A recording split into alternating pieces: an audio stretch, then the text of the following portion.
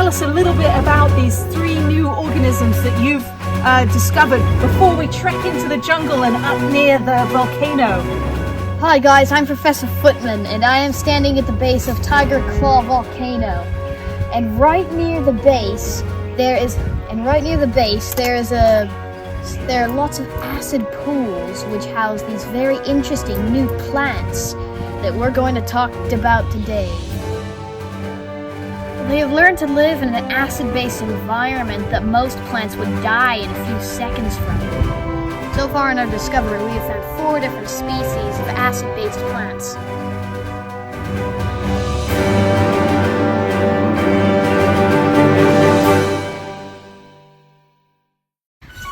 Well, only one species uses seeds. Another one uses a type of seed propulsion method, and the other 2 use bugs as their main source of dispersing their seeds. They use bugs to help propagate.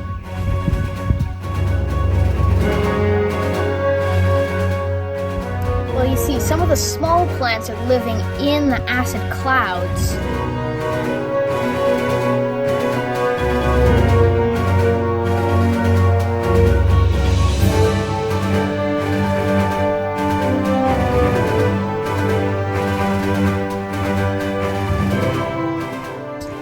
But most of the tall plants, they're living above it to help with their food and sunlight.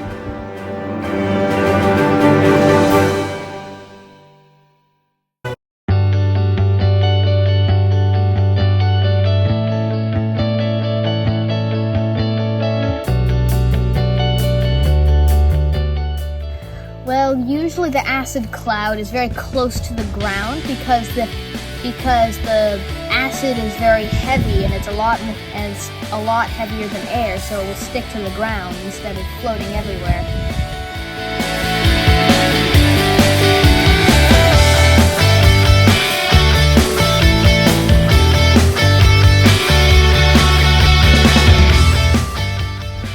Well, it has an above-ground life and a below-ground life. And it is mostly descended from a type of potato, because underground it has a very bulbous-like root, which nearing the end of its life grows the flower, which then disperses all the seeds. It's mostly poisonous. How do the seeds get spread around? Do they get blown in the wind like a dandelion? Yes.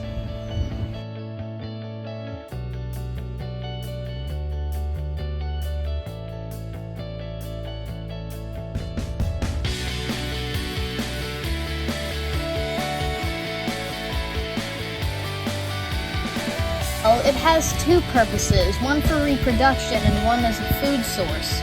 So for the food source, it has a distinct odor of rotting flesh, which attracts a lot of bugs. And it has 4 leaves that will collapse in on itself, trapping the bugs and using its own chemicals that have been derived from the sulfuric acid pool. It uses it to dissolve the bugs and turn it into a mush, which it then uses as a food source. For the reproduction, it also uses bugs. So when bugs land on it near the end of its life, the bulb and the pollen-like seeds on it will stick to the bug. And those pollen-like seeds are parasitic, so it will feed away at the bug until it finally dies and hits the ground. Then it will begin to grow new plants from the ground.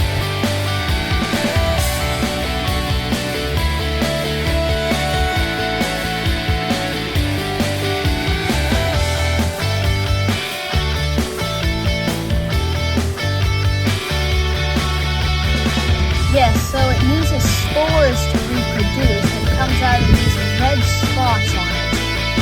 Now these spores are very light, almost like dandelions.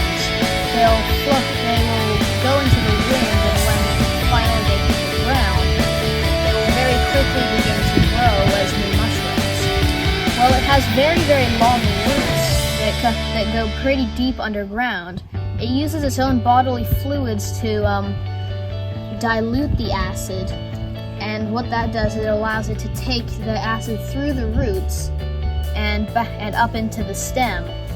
then whenever it feels threatened by a bug, animal, or anything else, it will release this gas, which is a mix of its own bodily fluids and acid, which is quite toxic.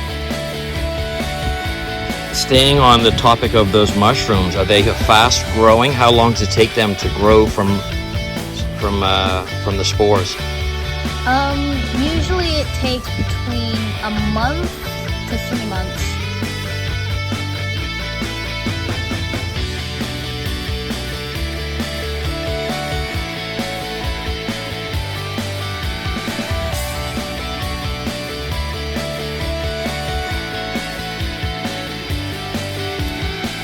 So you pointed out to me earlier, Professor, that one of the plants grows quite tall and its leaves are quite mobile. Can you explain that and why they would have leaves that move?